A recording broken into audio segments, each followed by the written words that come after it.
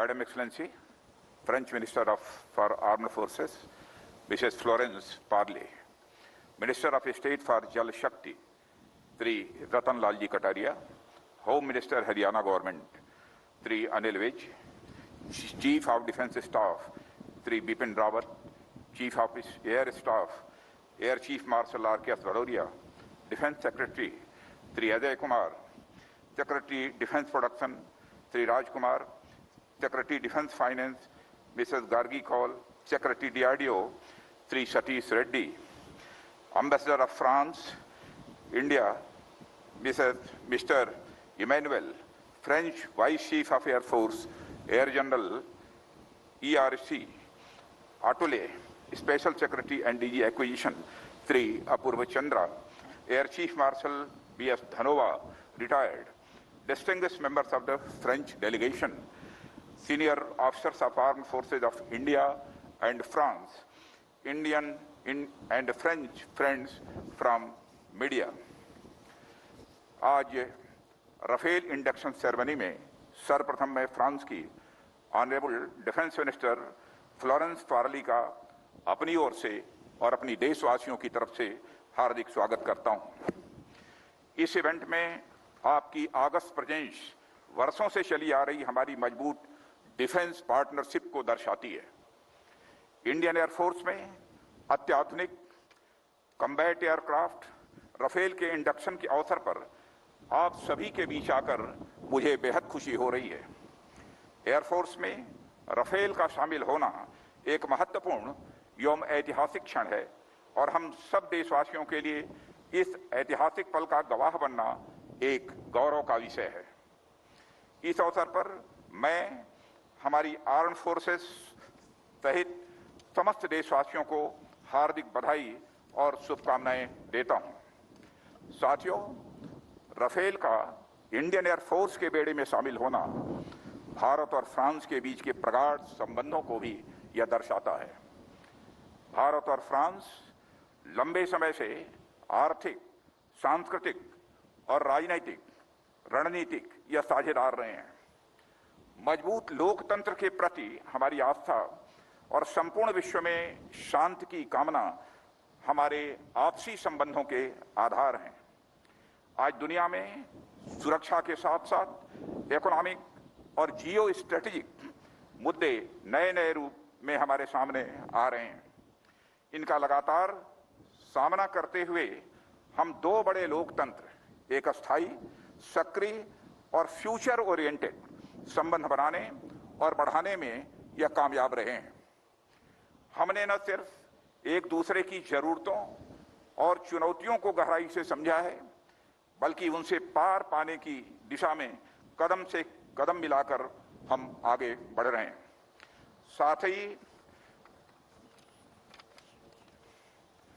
साथ ही हम दोनों देश लिबर्टी, इक्वलिटी, फ्रेटर्निटी और वसुधैव कुटुंबकम के यूनिवर्सल प्रिंसिपल्स को मजबूत करने एवं पूरी दुनिया में इसे प्रसारित करने के लिए भी पूरी तरह से कमिटेड हैं। साथियों, भारत और फ्रांस के बीच एक स्पेशल स्ट्रेटेजिक पार्टनरशिप है जो समय के साथ लगातार मजबूत हो रही है।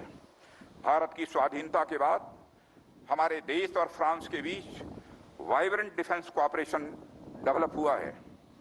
आपसी रक्षा सहयोग से हमारी एयरफोर्स ने फ्रेंच फाइटर एयरक्राफ्ट से अपने आप को न सिर्फ इक्विप किया है, बल्कि अनेक मिशंस को सफलतापूर्वक अंजाम भी दिया है। 1965 के वार में पाकिस्तान के खिलाफ हमारी विजय इस बात की गवाह है।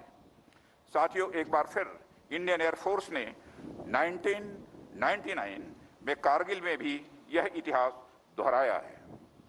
साथियों, हमारे मित्र देश फ्रांस के साथ राफेल डील भारत की नेशनल सिक्योरिटी में एक गेम चेंजर है। इसका लॉन्ग रेंज ऑपरेशन, अपने वजन के बराबर आर्मामेंट और एडिशनल फ्यूल कैरी करने की कैपेसिटी, शॉर्ट लैंडिंग ग्राउंड से ऑपरेट करने की एबिलिटी, हाई स्पीड जैसी खूबियां इसे दुनिया के बेस्ट एयरक्राफ्ट में से एक बनाती हैं।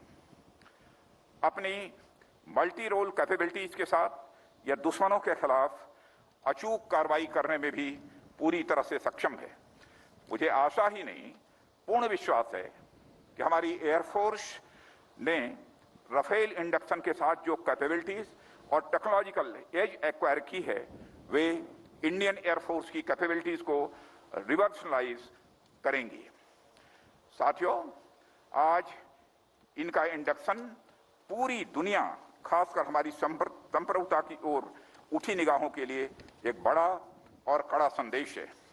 हमारी सीमाओं पर जिस तरह का माहौल हाल के दिनों में बना है, या मैं सीधा कहूं कि बनाया गया है, उनके लिहाज से यह इंडक्शन बहुत ही अहम है। यह अपनी सीमाई सुरक्षा और क्षेत्रीय अखंडता को बनाए रखने के लिए सरकार की कमिटमेंट का भी एक बड़ा उदाहरण प्रस्तुत करता है। हम ये अच्छी तरह समझते हैं कि बदलते समय के साथ हमें स्वयं को भी तैयार रहना होगा। मुझे यह कहते हुए गर्व होता है कि हमारी नेशनल सिक्योरिटी माननीय प्रधानमंत्री श्री नरेंद्र मोदी जी की बड़ी प्राथमिकता रही है। जिस ताकत को आज हम अपनी आंखों से देख पा रहे हैं, उसे पाने की राह में अनेक अड़चनें भी आईं, परंतु माननीय प्रधानमंत्री जी की मजबूत इच्छा शक्ति के सामने वे सभी नष्ट नाबूद होती गई और हमारा मार्ग प्रशस्त होता चला गया। यह उन्हीं की दूरदर्शी दृष्टि का परिणाम है, जिसे हम आज फलीभूत होते हुए अपनी आंखों से देख रहे हैं। साथियों, हमारी रिस्पांसिबिलिटीज केवल अपनी टेरिटोरियल बाउंड्रीज तक ही सीमित नहीं है। हम इंडो पैसिफिक रीजन और इंडियन ओशन रीजन में भी लगातार एक जिम्मेदार देश के रूप में विश्व शांति एवं अंतर्राष्ट्रीय कम्युनिटी के साथ परस्पर सहयोग के लिए पूरी तरह से कमिटेड हैं। हमारी भूमिका इन क्षेत्रों में लगातार बढ़ रही है और इसकी सराहना भी हो रही है। मुझे ये बताते हुए बेहद खुशी हो रही है कि इस रीजन में सिक्योरिटी कंसर्न्स में इंडिया और फ्रांस का दृष्टिकोण एक है, जिसके तहत हम मैरीटाइम, ट्रैफिक सिक्योरिटी और पायरेसी जैसे कॉमन चैलेंजेस को डील करने में एक दूसरे को पूरी तरह से कोऑपरेट कर रहे हैं। साथियों, यूएन सिक्योरिटी काउंसिल के एक्सपेंशन और टेररिज्म के खिलाफ लड़ाई में भी इंडिया और फ्रांस के कॉमन व्यूज रहे हैं। शक्ति, वरुण और गरुण सीरीज की एक्सरसाइजेज नॉन स्टेट एक्टर्स के विरुद्ध हमारी आर्म्ड फोर्सेस के प्रयासों को भी दर्शाते हैं। पिछले साल यानी जुलाई 2019 में माउंट डे मॉरिशन एयरवेज 118 से दोनों देशों की एयर फोर्सेस का अभ्यास हमारे बढ़ते हुए कोऑपरेशन का एक शानदार उदाहरण है। साथियों, डिफेंस कोऑपरेशन में कई अन्य क्षेत्रों में भी फ्रांस के साथ हमारी स्ट्रांग पार्टनरशिप भी है। मझगांव डॉक्स में टेक्नोलॉजी ट्रांसफर के तहत 6 स्कॉर्पियन सबमरीन्स की बिल्डिंग अंडर इम्प्लीमेंटेशन है और इसमें से पहली सबमरीन आईएनएस कलवारी की 2017 में कमिश्नरिंग भी हो चुकी है। रेसिप्रोकल लॉजिस्टिक सपोर्ट के संबंध में एग्रीमेंट हमारी इंटर ऑपरेबिलिटी और ज्वाइंट फोर्स कोऑपरेशन को बढ़ाने के हमारे संकल्प को भी दर्शाता है। मैं इस अवसर पर अपने साथी देश फ्रांस को इंडियन डिफेंस सेक्टर में इन्वेस्ट करने के लिए भी इनवाइट करता हूं। हमारे प्रधानमंत्री श्री नरेंद्र मोदी जी द्वारा सेल्फ रिलायंट इनिशिएटिव के आह्वान पर सरकार ने इस दिशा में कई प्रोग्रेसिव एवं पॉजिटिव स्टेप्स भी उठाए हैं। इस राह में अनेक ऐसे पॉलिसी रिफॉर्म्स किए गए हैं जो डोमेस्टिक इंडस्ट्रीज के साथ साथ इंटरनेशनल एंटिटीज को भी इंडियन डिफेंस सेक्टर की ओर अट्रैक्ट करते हैं। स्ट्रेटेजिक पार्टनरशिप मॉडल के तहत डिफेंस रिक्वायरमेंट की मैन्युफैक्चरिंग ऑटोमेटिक रूट के द्वारा 74% तक foreign direct investment, Uttar Pradesh और तमिलनाडु स्टेट्स में 2 डिफेंस कॉरिडोर्स की स्थापना, ऑफसेट रिफॉर्म्स इस दिशा में उठाए गए बड़े कदम हैं। मुझे विश्वास है कि फ्रेंच डिफेंस इंडस्ट्री इसका लाभ उठाएंगी और फ्रांस इंडिजनाइजेशन की हमारी इस यात्रा में हमारा साथी बना रहेगा। स्कॉर्पियन और राफेल के एक्सपीरियंस निश्चित ही हमारी डिफेंस पार्टनरशिप को और अधिक बढ़ावा देने के लिए आवश्यक गति प्रदान करेंगे। साथियों, डिफेंस इंडस्ट्रियल कोऑपरेशन हमारी स्ट्रेटेजिक पार्टनरशिप के मुख्य आधारों में से एक है। हमारी रिलेशनशिप ने कोऑपरेशन के एक नए आयाम हासिल किए हैं। मुझे उम्मीद है कि हमारे देशों के बीच साइन हुए मेमोरेंडम ऑफ अंडरस्टैंडिंग दोनों देश की इकोनॉमीज को परस्पर लाभ पहुंचाने के लिए भारत में एरोस्पेस एवं एमएसएमईज का एक कंप्लीट इकोसिस्टम बनाएगा।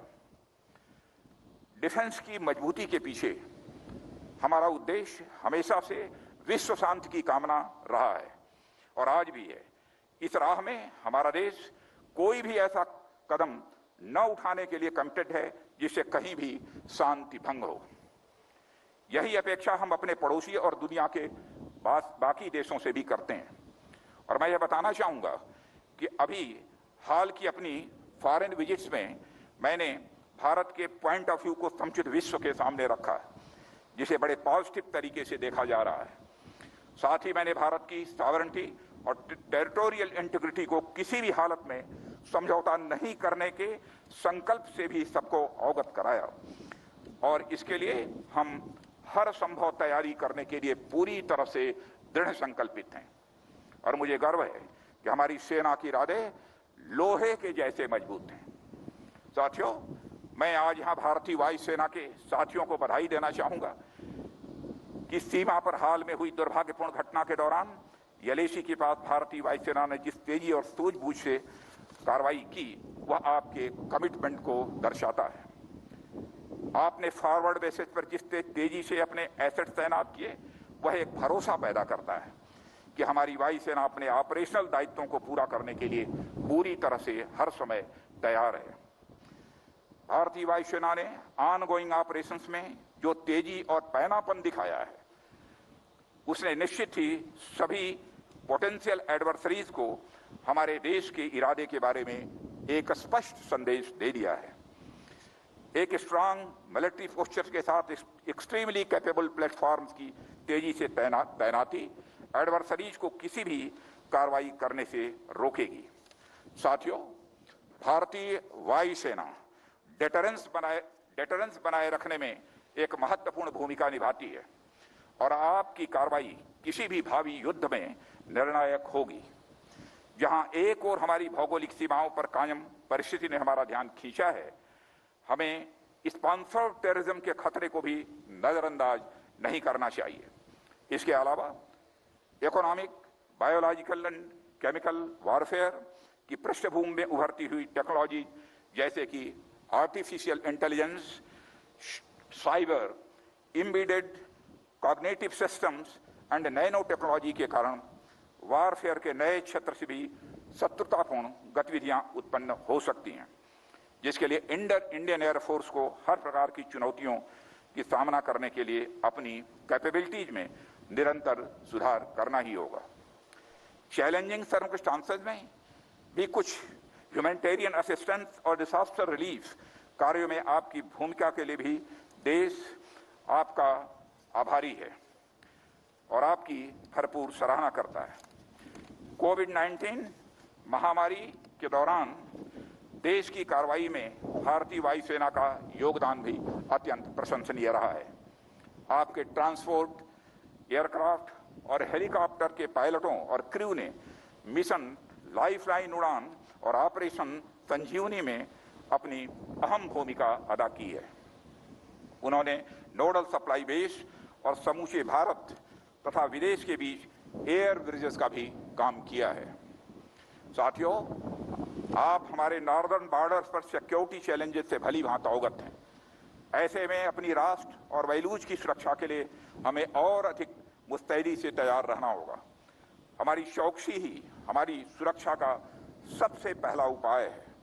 हमारा देश और समाज आप लोगों की वजह से सुरक्षित और आत्मसम्मान की जिंदगी जी रहा है। हमें उसे किसी भी कीमत पर बरकरार रखना ही है।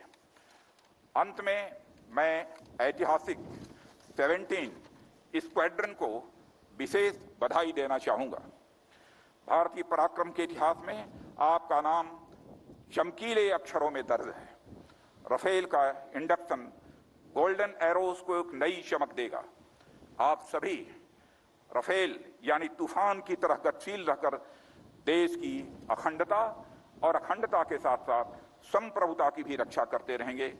इन्हीं शब्दों के साथ मैं आप सबको अपनी तरफ से पुनः हार्दिक शुभकामनाएं देता हूं और फ्रांस की डिफेंस मिनिस्टर मैडम मिनिस्टर का पुनः मैं अपनी तरफ से और भारतवासियों की तरफ से हार्दिक स्वागत करता हूं। धन्यवाद।